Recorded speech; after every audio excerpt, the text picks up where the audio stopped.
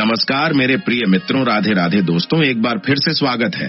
आप सभी आपको बताएंगे कि रसोई घर का तवा कभी भी धन की कमी नहीं होने देगा। वास्तु विज्ञान में तवा के कई उपाय बताए गए हैं। इन उपायों को आजमाकर आप घर में देवी लक्ष्मी की कृपा बनाए रख सकते हैं। इससे घर में बरकत बनी रहेगी और धन का अभाव नहीं रहेगा। तो आइए जानते हैं वास्तु से संबंधित तवे के उपाय। तवा न सिर्फ आपके रोटी बनाने के काम आता है, बल्कि यह आपके घर में धन और बरकत भी लाने का काम करता है। वास्तु विज्ञान में तवे से संबंधित कई उपाय बताए गए हैं। तवे के इन उपायों को आजमाकर आप बेशुमार धन दौलत की प्राप्ति कर सकते हैं। तो आइए जानते हैं कि वह कौन से उपाय हैं। लेकिन उससे पहले अगर आप भी चाहते हैं कि लक्ष्मी माता का आशीर्वाद आप पर बना रहे, तो इस वीडियो को एक लाइक करें और चैनल को सब्सक्राइब कर लें और कमेंट बॉक्स में जय लक्ष्मी माता जरूर लिखें। वैसे तो घर की हर चीज का संबंध वास्तु से होता है। हर चीज से जुड़ी कुछ अच्छी और बुरी बातें होती हैं। वास्तु के हिसाब से अच्छी बातें पॉजिटिव एनर्जी पैदा करती हैं, तो वहीं बुरी बातों से नेगेटिव एनर्जी बढ़ती है। आज हम बात करने जा रहे हैं किचन की एक अहम वस्तु के बारे में कि वास्तु के अनुसार उसका रख रखाव कैसे करना चाहिए। तो आइए जानते वह कौन सी बातें जो हमें ध्यान रखनी चाहिए। नंबर 1, तवा और कढ़ाई राहु का प्रतिनिधित्व करते हैं, इसलिए रसोई को साफ रखें। यदि कोई महिला गंदे तवे या फिर गंदी कढ़ाई को इस्तेमाल में लाती है, तो इसका सीधा प्रभाव उसके पति पर पड़ता है।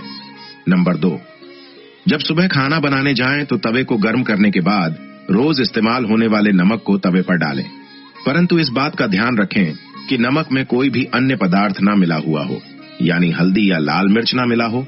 नंबर 3, जब तवा ठंडा हो जाए तब उस पर नींबू और नमक रगड़े, इससे तवा चमकदार तो होगा ही, आपकी किस्मत भी चमक जाएगी।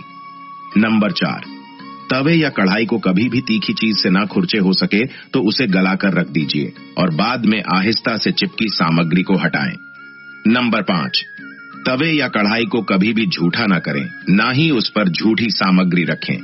इन दोनों चीजों की पवित्रता का ख्याल रखना बहुत जरूरी है। घर में इनकी स्वच्छता का जितना ध्यान रखा जाए तो धन के आगमन के रास्ते उतने ही आसान होंगे। सभी बर्तनों में यह दो चीजें बहुत सम्मान के योग्य हैं। नंबर 6, अक्सर देखने में आता है कि कुछ लोग तुरंत रोटी सेंकने के बाद गर्म तवे को गंदे बर्तनों में धुलने के लिए रख देते हैं। अगर आप भी ऐसा करते हैं तो इस आदत को छोड़ दीजिए, क्योंकि गर्म तवे पर पानी छिड़कना अच्छा नहीं माना जाता है। घर में बड़े बुजुर्ग ऐसा करने से मना करते हैं और वास्तुशास्त्र में भी ऐसा कहा गया है कि गर्म तवे पर पानी छिड़कना एक अपशकुन के तौर पर देखा जाता है। गर्म तवे पर पानी डालने पर जो छन की आवाज होती है, उससे नेगेटिव एनर्जी यानी नकारात्मक ऊर्जा घर में आती है। वहीं यह भी माना जाता है कि जब घर में किसी की मृत्यु हो जाती है तो उसकी रवि के दिन गर्म तवे पर पानी छिड़का जाता है, इसलिए सामान्य दिनों में ऐसा करना अशुभ माना जाता है। इसके साथ ही यह भी मान्यता है कि गर्म तवे पर पानी डालने से मूसलाधार बारिश होती है और ऐसी बारिश से तबाही होने का अंदेशा होता है। इस कारण घर के बुजुर्ग ऐसा करने को मना करते हैं।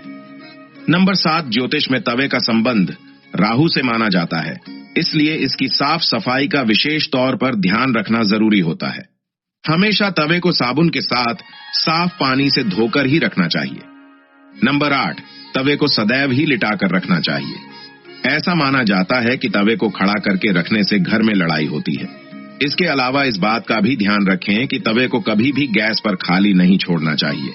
कुछ लोगों की आदत होती है कि रोटी सेंकने के बाद खाली तवा गैस पर यूं ही छोड़ देते हैं। ऐसा यदि आप भी करते हैं तो इस आदत को अभी छोड़ दीजिए।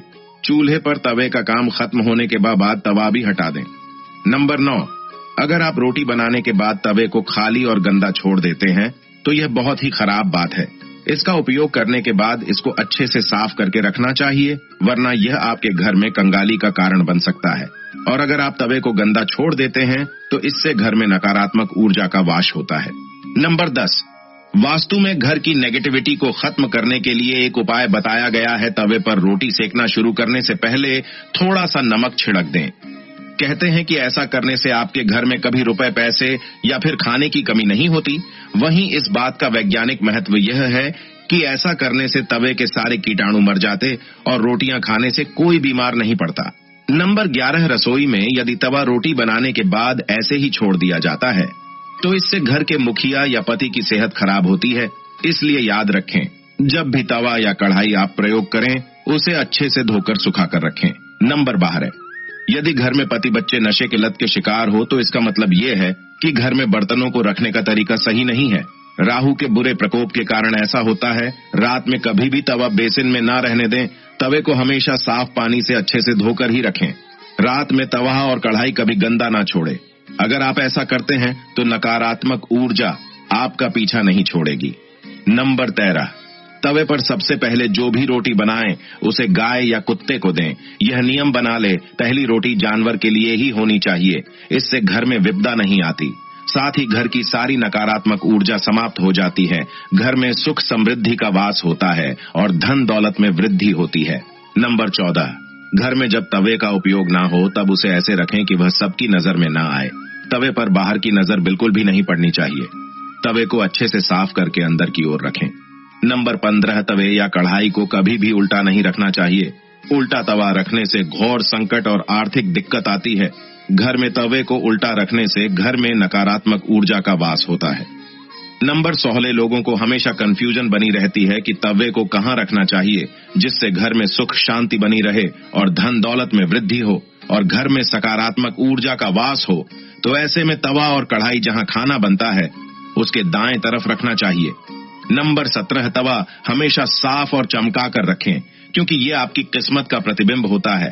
तवा जितना चमकेगा किस्मत भी उतनी निखरेगी। ये सारी जानकारी आपको वेदों, शास्त्रों एवं वास्तु के अनुसार दी जा रही है। तो दोस्तों, उम्मीद करते हैं आपको ये जानकारी अच्छी लगी होगी। मिलते हैं अगली वीडियो में, तब तक के राधे राधे।